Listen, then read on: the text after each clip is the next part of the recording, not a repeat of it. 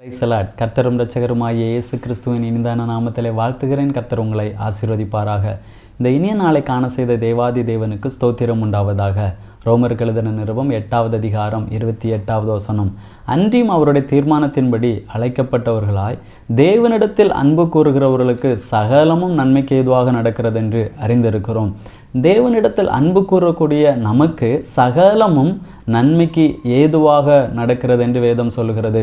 நாம் வேதத்தில் பார்க்கும் பொழுது யோசேப்பினுடைய வாழ்க்கையிலே கர்த்தர் யோசேப்புக்கு ஒரு சொப்பனத்தை கொடுக்கிறார். அந்த சொப்பனம் பின்பாக சகோதரர்களுக்கு அறிவிக்கப்படுகிறது. ஒரு சூழ்நிலையிலே சகோதரர்கள் யோசேப்பை இஸ்மவேலர் கையிலே விற்று போடுகிறார்கள்.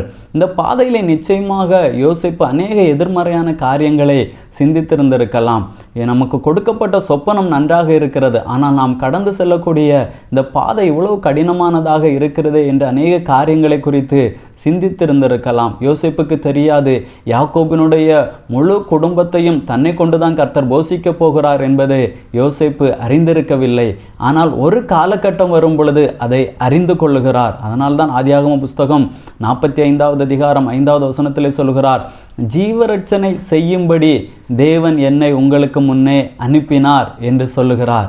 இங்கேதான் யோசேப்பு புரிந்து கொள்கிறார், நாம் தேவனிடத்தில் அன்பு கூறும் பொழுது நம்முடைய வாழ்க்கையிலே எல்லாம் நம்முடைய நன்மைக்காகவே கர்த்தர் செய்கிறார் என்பதை புரிந்து கொள்ளுகிறார். அதே போலதான் நம்முடைய வாழ்க்கையிலே நம்மோடு கூட கர்த்தர் அநேக வார்த்தைகளை குறித்து பேசியிருக்கலாம், வாக்குத்தத்தங்களை கொண்டு பேசியிருக்கலாம். ஆனால் நாம் கடந்து போகக்கூடிய பாதை கொஞ்சம் கடினமான பாதைகளாக இருக்கலாம். நாம் கடினமான பாதைகளை கடக்கும் பொழுது நிச்சயமாக நாம் இதில் சோர்ந்து போய்விடக் கூடாது.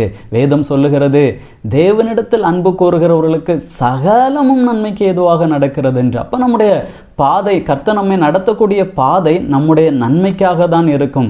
நிச்சயமாக அது ஒரு நாள் அந்த கொடுக்கப்பட்ட அந்த வாக்குத்தத்த நிறைவேறுதலுக்கு நேராக நம்மை நடத்துகிறதாக இருக்கும். அதனால் நாம் சோர்ந்து போய்விடக்கூடாது.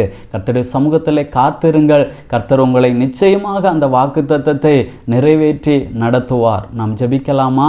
நல்ல தகப்பனே, உம்மை நன்றியோடு உம்மை துதிக்கிறோம், உம்மை ஸ்தோத்தரிக்கிறோம். அப்பா, தேவனிடத்தில் அன்பு கூறுகிறவர்களுக்கு சகலமும் நன்மைக்கு ஏதுவாக நடக்கிறது என்று நாங்கள் வேதத்திலே வாசிக்கிறோம்.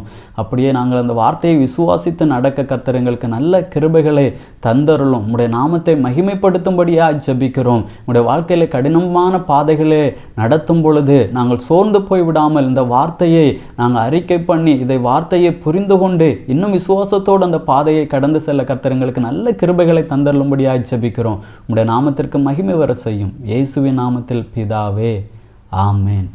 God bless you.